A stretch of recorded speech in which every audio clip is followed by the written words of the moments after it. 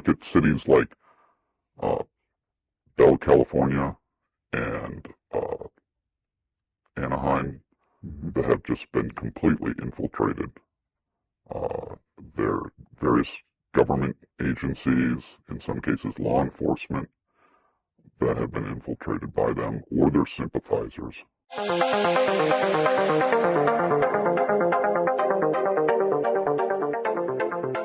Welcome to Christian Warrior Training. My name is Keith. In this episode, I brought on a JTTF, Joint Terrorism Task Force agent, retired, that specialized in Hezbollah. He specifically worked the Hezbollah desk. He has great insight about Hezbollah and Christian churches in the United States. He's going to talk about cell structure, how they make money, how they look at churches or other infrastructure, and how they get information.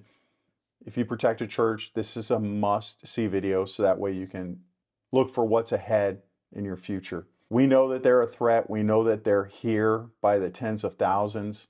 And with everything going on in the Middle East, you have to protect your church. We don't want it to become a bunker, but we do have to be more aware of what's going on so we can protect the people that are worshiping. Now, we've blanked out his face. We've changed his voice because we know the FBI can be vengeful. And we're doing it to protect him in his retirement. But he felt the need to come forward after the Hezbollah video that I released, where I talked about what I knew. He called me to let me know I was spot on and that he had more information. So we sat down for a talk, went over it all, and here it is all for you. Tell us a little bit about yourself. That doesn't give everything away, but we still have an idea what's going on. Good to be here. Thank you for having me.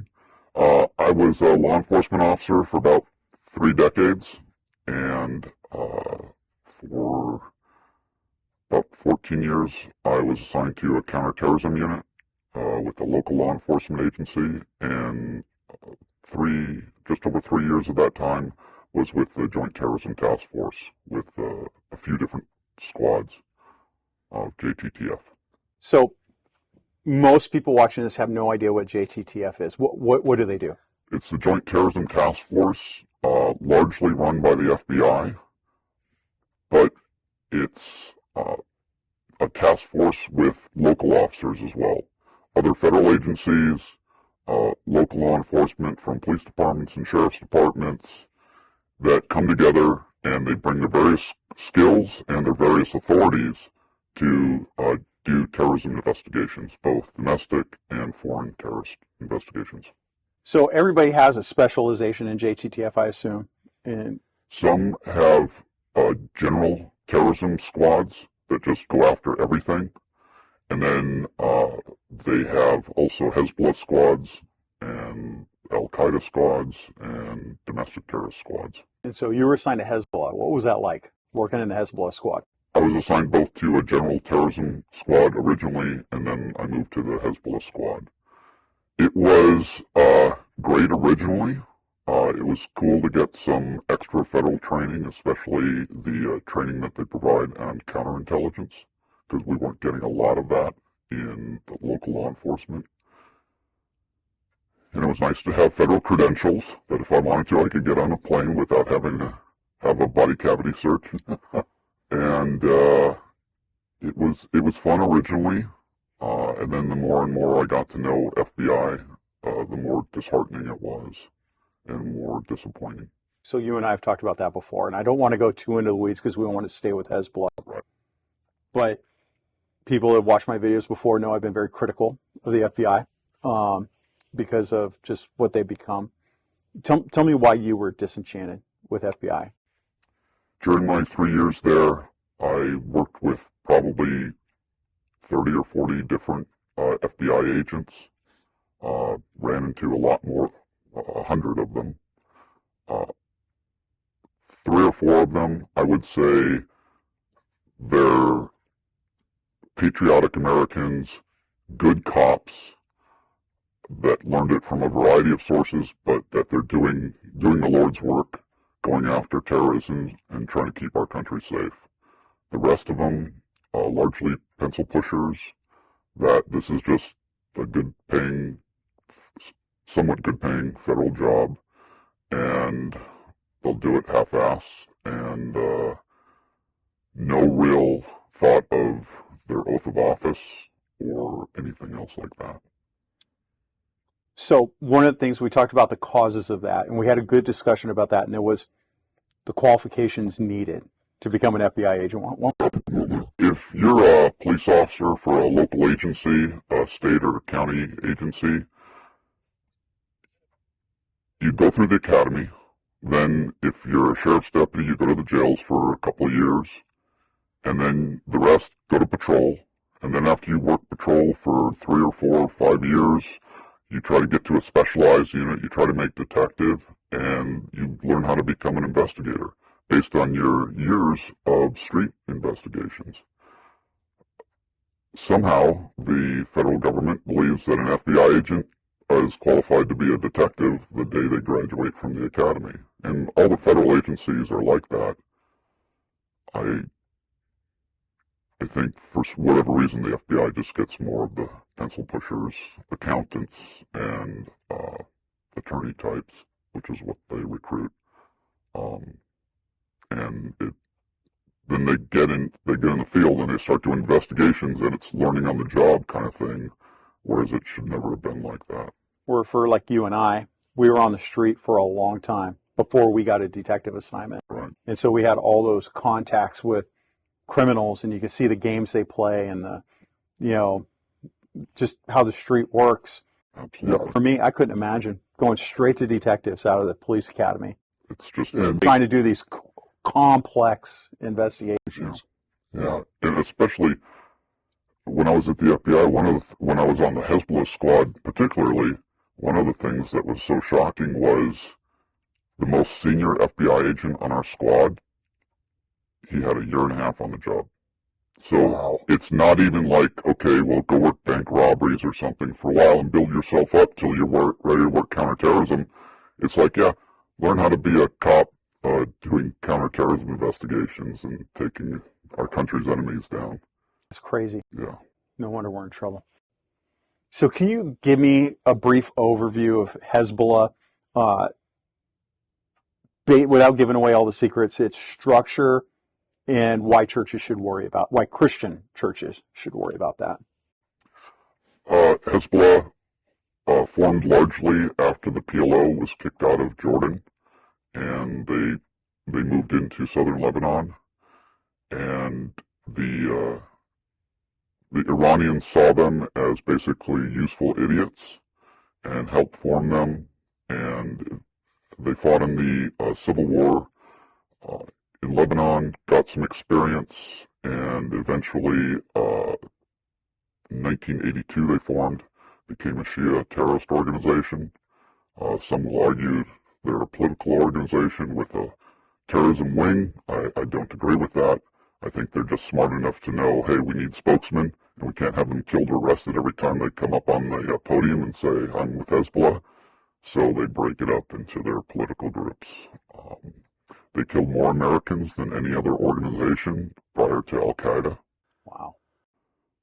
They were responsible for the Beirut Marine Corps barracks bombing in '83. I remember that. And they are extremely organized and extremely embedded in the United States. Now, when it comes to churches, Christians specifically, why should Christian churches be concerned about Hezbollah in the United States? Because Hezbollah has the infrastructure and organization here. They have not chosen to use it operationally as far as terrorist activities on a regular basis, but they're all here. They have the know-how, they have support. All they have to do is say, hey, you know what, it's time to be active in the United States. Hit 3 churches across the country at noon tomorrow, and it'll happen. So one of the things that I heard back to the GWAT, going back to those days, but it sounds like we're coming back again. We were told that really the Hezbollah cells wouldn't activate until we went to war with Iran. Is that true? Is that not true? I think that's a realistic thing because Iranian government intelligence services, the MOIS and IRGC specifically, they give instruction and control over Hezbollah largely. Of course, there are always, offshoots and independent actors, but that's where their control comes from. uneducated idea is also that they provide funding to Hezbollah. I had never seen that here in the United States. Hezbollah is self-funding here. Not only do they self-fund their own activities, but then they send money back to Iran as well. Do you want to talk real quick? We had a conversation about that, about how they fund themselves. Do you want to just talk really quick about that?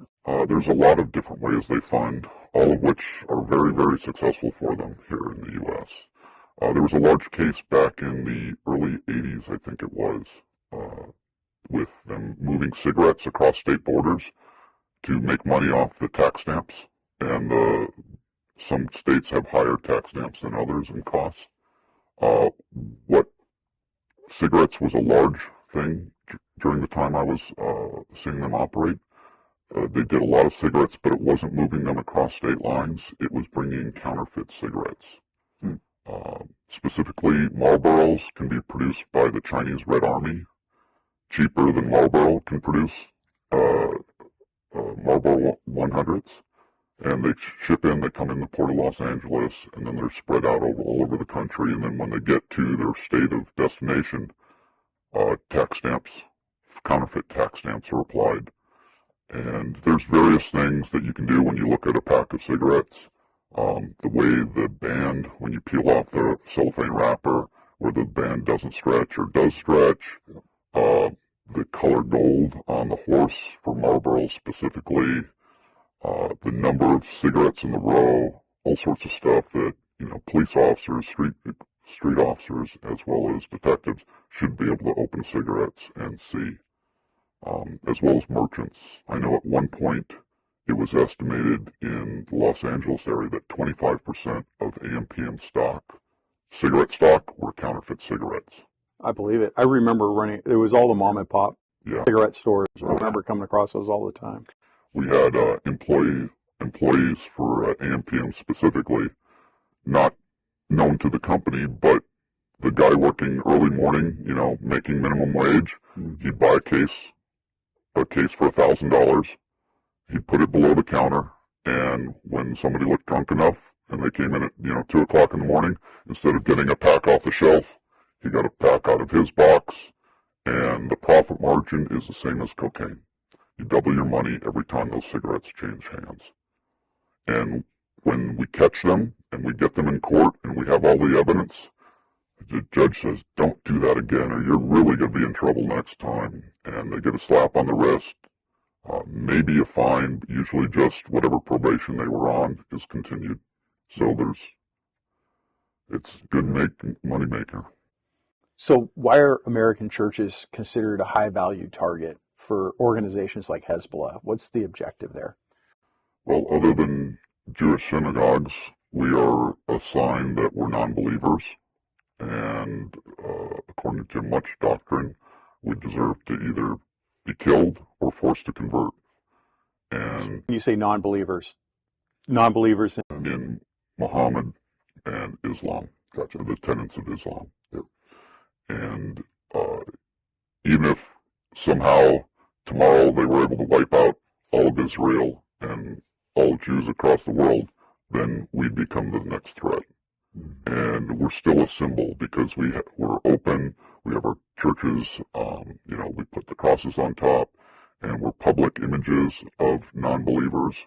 We are a target, and it's great recruiting material. If they attack a church, I promise you, they'd have body cams on so they can broadcast the footage afterwards.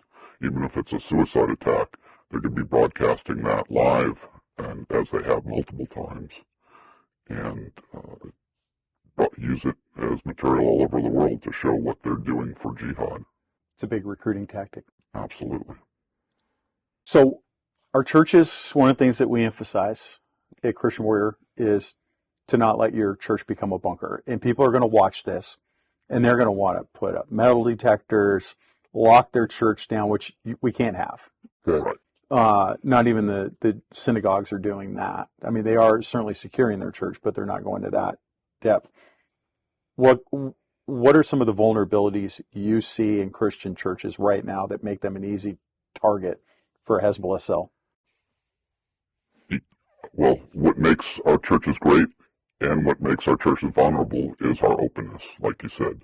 We don't want to become bunkers, and we should never have metal detectors. And hopefully we don't have metal detectors because it's going to go off every 2 seconds, because a believer is going to be coming in armed to help protect themselves and the rest of the congregation.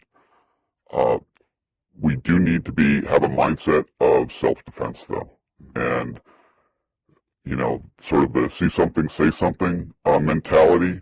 It's not just a church security team organized and trained, but every single parishioner there should be, if they see something at all suspicious, they should be reporting it immediately, not thinking about it for a while, or am I being Islamic phobic, or am I doing this?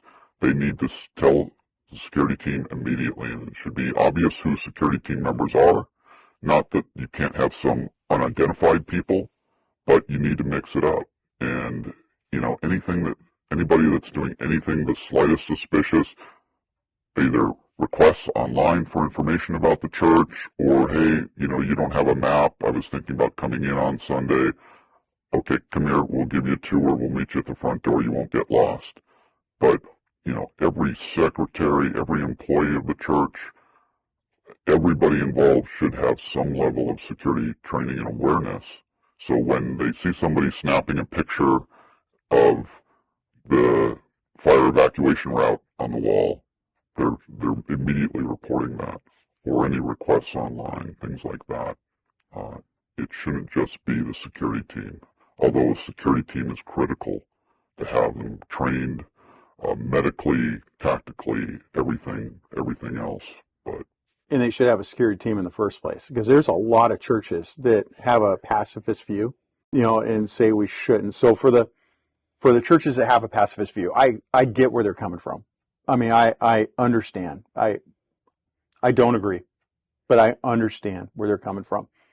For the churches that do have that pacifist view, and you were going to talk to a pastor from that past, because they're going to watch, because somebody's going to show it to their pastor. I hope so. What would you say to that pastor? God gave you the ability to prepare and defend the lives of your parishioners, and walking to slaughter is not the right way to do it. Yes, we're in God's hands, but God gave us the ability to fight, see things, report things, medically train, all sorts of other things we can do to prepare and defend our congregation, and we have an obligation or duty to God to do it. And ultimately, your security team are enhanced greeters. I mean, we stand at the door, we say hi, and really regular people should not realize that you're a security member. They just go, what a nice man. This is a great church. But the Hezbollah guy doing a scouting mission should come in and go, oh, nope, this isn't the place to go. He's going to be uncomfortable from the attention, from the welcome, everything that a normal parishioner who is curious about worshiping and legitimate would feel great about. Hezbollah or some other terrorist organization coming in is going to be made uncomfortable, and they're going to get out of there and go someplace else. The best example I can give, too, is if we were to walk into a Muslim mosque to pass and to pass off like, I'm just here to worship, what would we look like in there? Yeah. It wouldn't go well. No, we wouldn't know how to wash our hands and our ears and everything else. And and a greeter would be like, oh, welcome. But like the greeter that is actually armed, that's a security guy, would be like, welcome. Me and you would pick that guy up and go, oh, this ain't right. Yeah, and we would. Absolutely. One thing, I don't know how to work it in, and I don't know if you even think it's important too. About 2004, 2005, before the wars really got heavy in Afghanistan and Iraq, word came down through Hezbollah leadership that, hey, listen, a lot of you have jobs, you have children, you have your life situations. You can't go jihad by fighting and by blowing stuff up. However, you can always do jihad. Next time you go on vacation to the United States or someplace else, you should be attracting attention to yourself. You should be photographing emergency exits of buildings, load-bearing columns, things like that, any emergency services, hospital entrances, police stations, fire stations, so that attention comes to you, they investigate you, and they don't find anything, while the brothers who are actually doing operations can be overlooked. You're right. I don't remember getting that bulletin, but I remember getting the calls Yeah. and stopping people, and they legitimately Stop. Yes. Taking pictures of communications tower. Yeah. Government oil refineries, power stations. Yep. Government research facilities.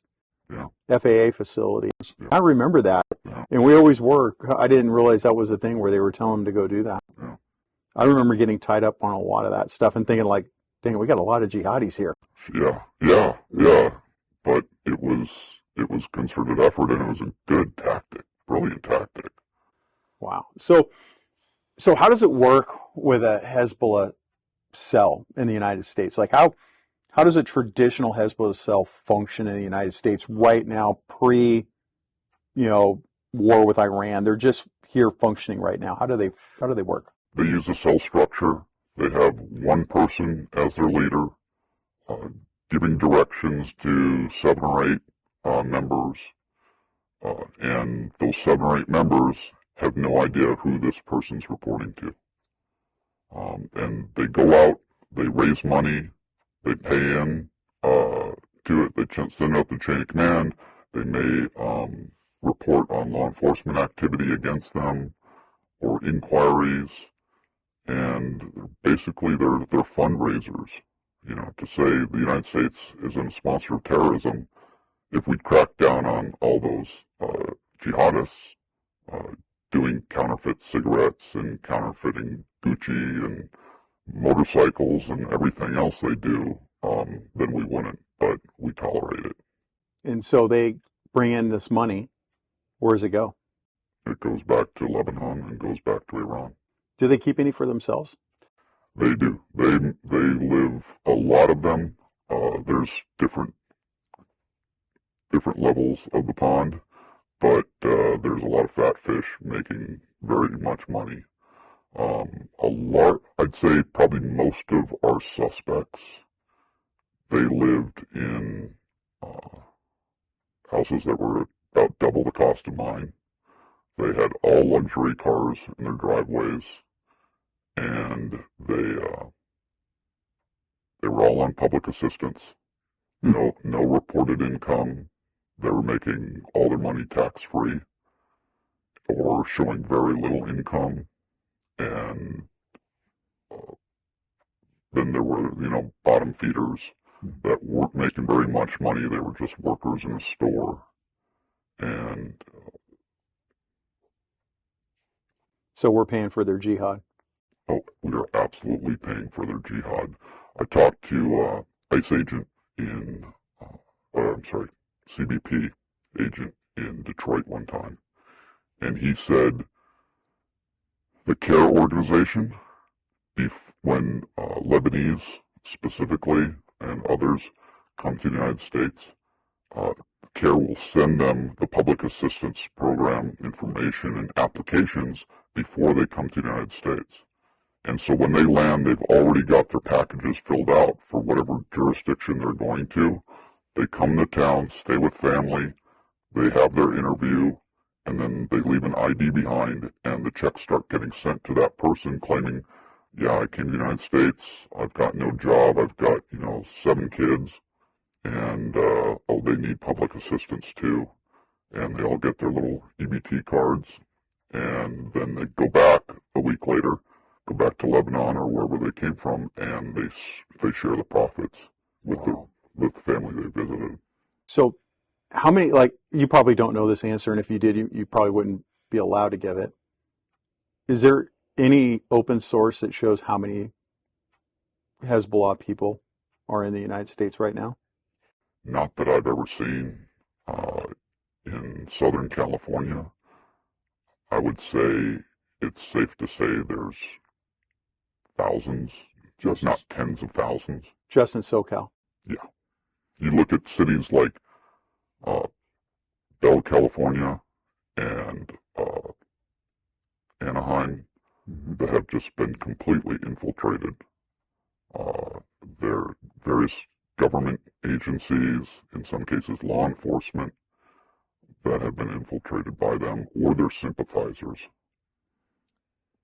It's funny, you bring up the law enforcement aspect, and I was thinking about that, and I didn't know if I was going to ask you about that. But I've been watching how California has changed the rules to where now illegal aliens can be police officers. Yet me and you both know they can't possess a firearm. It's a federal crime for them to possess a firearm. But yet they graduated the police academy. And me and you both know that means somebody gave them a firearm and they passed that module. And whoever gave them the firearm is guilty of a crime, and they're guilty of another crime besides being here illegally. And we are obviously old school, right? We are obviously considered the old school cops, which is weird because I don't feel an old school cop. I'm thinking those are the guys in the 50s and 60s. But I made a comment to a friend yesterday that post-2020 cops are going to kill America because they've lowered hiring standards. They've changed these things. And now to hear you, in my mind, I was thinking about, I wonder if there's cops in Hezbollah. And it's like, of course, there's got to be, because, there's got to be Hezbollah in police work. I figured it's got to happen because we know gang members have made it, because departments have lowered standards, not doing proper background investigations. I think with the defund the police movement, it's much easier for them to move in there. Yeah, sadly, I knew numerous people involved in law enforcement, both my agency and other agencies, that were at the very least sympathizers for both domestic terrorist organizations as well as Islamist terrorist organizations. I think it's important to point out too, like, I get it. I've seen the same thing. But it's important to point out a majority of your cops are good people. Absolutely. They're good, hard-working people that all of our people should support. But police administration is killing police work by caving into special interests, which allows these infiltrators. Absolutely. The majority of cops, I would say, are complete heroes. Sacrificing their personal lives with their families and their pay and everything else to do the job that they swore to do and take their oath very seriously.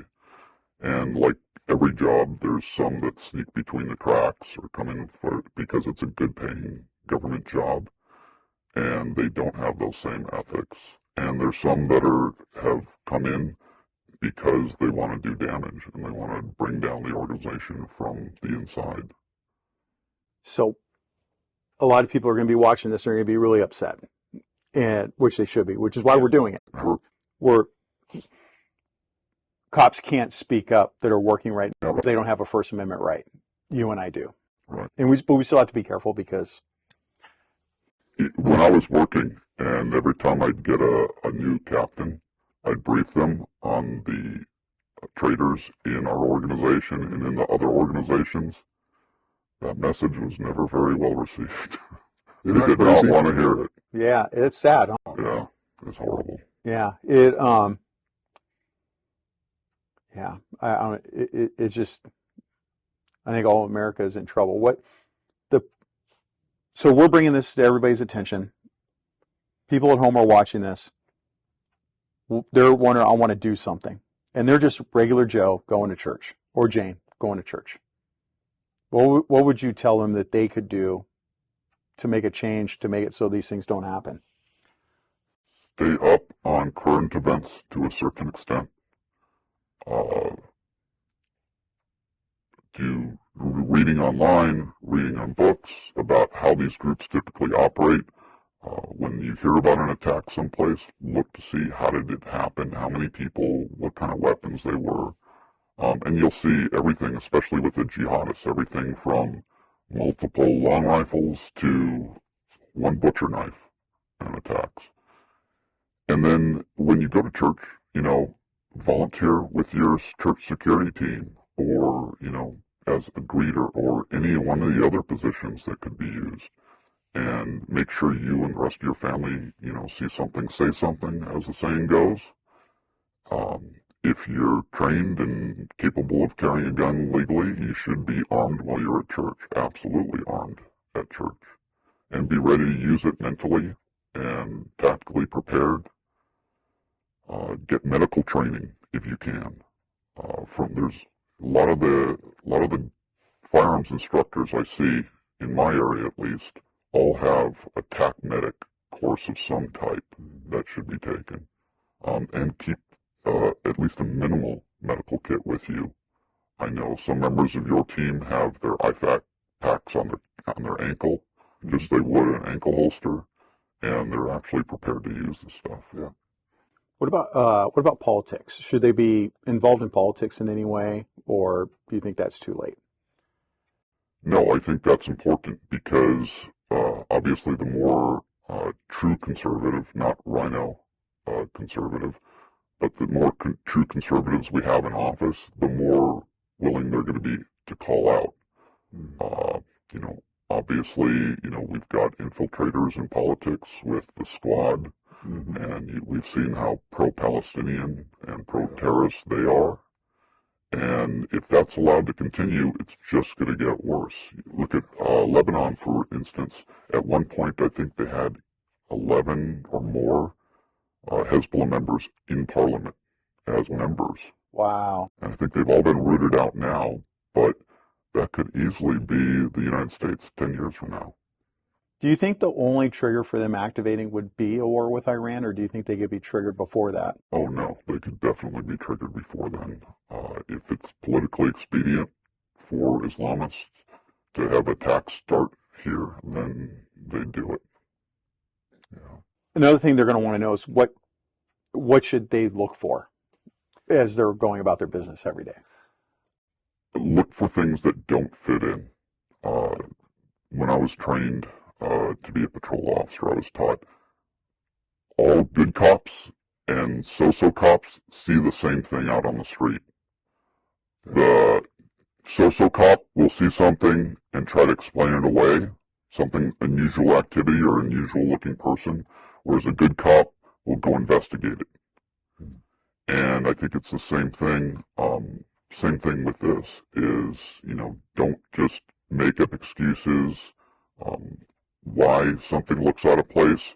Report it to someone else and either investigate it yourself or let the forces that be investigated. If it turns out to be nothing, that's a good thing. That's what we want. But we should be reporting it. I was the on-call detective during a large terrorist attack, and for the rest of the night until 4 a.m. in the morning, I got calls from all these people, co-workers and neighbors of all these suspicious people, and they called up and they told me just horrendous things, stuff that they should have been dialing 911 at the time, and they constantly said, well, I thought about calling earlier, but, I didn't want to be Islamophobic, or I didn't want to seem racist, and the lives that could have been saved if everybody just would report suspicious activity that they saw. You're absolutely right. I think all cops have been there before where it's like, why didn't anybody call 911? Like everybody saw this. And you're right. It's because they're afraid of being labeled a racist or whatever, because the media made you think that. Right. The media made you think that you were a racist because you'd call that in. Right. And that's absolute crap. There are armies of jihadists online, young guys as well as pretending to be young guys, and they are on all sorts of social media and dating websites looking for young women. And I think too often we focus, well, if we have somebody come through the door that looks like they might be Arab or Persian, they're going to be a threat. They may or may not be, but it also, a young white blonde-haired girl that comes in that wants to start attending church, she could be too, and she could have been recruited and by one of these guys online. And there was an incident in Denver, it's probably about 7-8 years ago, and this short-haired, cute little attractive blonde, she's on a church campus taking pictures and doing measurements. And they stopped her, and they're going, what are you doing? Oh, my boyfriend in Afghanistan asked me to take these pictures. He wants maps and drawn out, and she was doing sketches of it because he wanted it. Wow. And so, we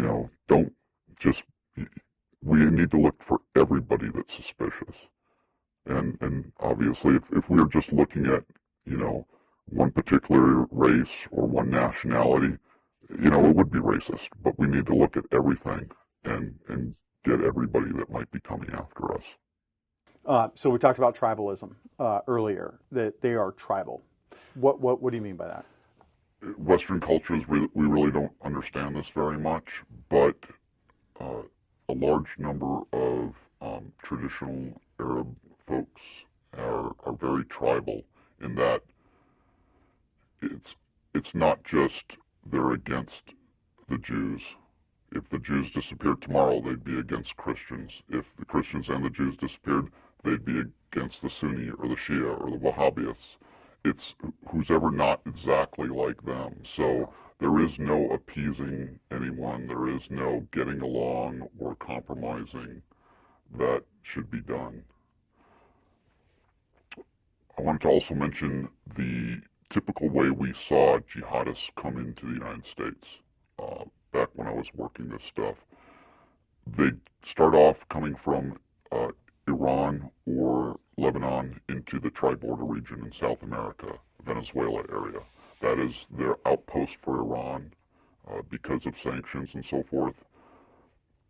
Iran can't even import t-shirts. So everything that they needed made for the military or the government, they have made at factories down in Venezuela.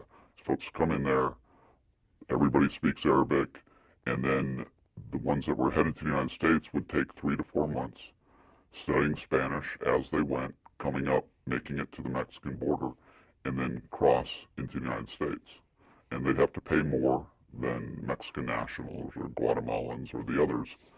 But they'd come into the United States, they'd buy little shops in areas where, in largely Hispanic areas, they'd own the shop, they'd have 3 or 4 Hispanic girls working as clerks, and they'd stay in back, continuing to practice their Spanish.